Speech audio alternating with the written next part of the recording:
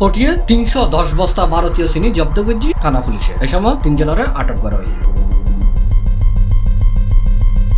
এসব ভারতীয় চিনি চোরাই পথে সিলেট উত্তন অবৈধভাবে ফটিয়াত আনা হয় বলে জানাই আটককৃত হলেন। নভেম্বরের ২৬ তারিখ মঙ্গলবার সকাল ৮:৩০টার দিকে পটিয়া পৌরসভা সূচক্রদণ্ডী মাতৃভান্ডার লাহার সড়করুর খালাসর অপেক্ষায় থাকুন এই ৩১০ বস্তা চিনি সহ ট্রাক কান জব্দ করছি ফটিয়া থানা পুলিশে।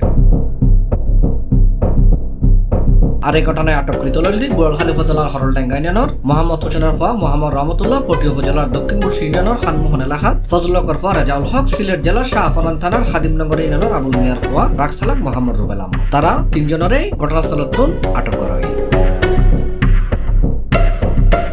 এ বিষয়ে পটিয়া থানার উপপরিদর্শক আসাদ সি প্লাসার মুঠোফোনে হই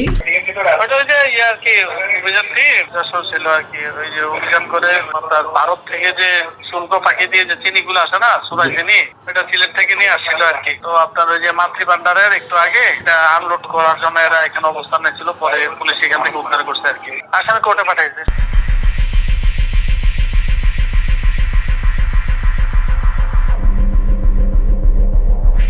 সি প্লাস, চট্টগ্রাম।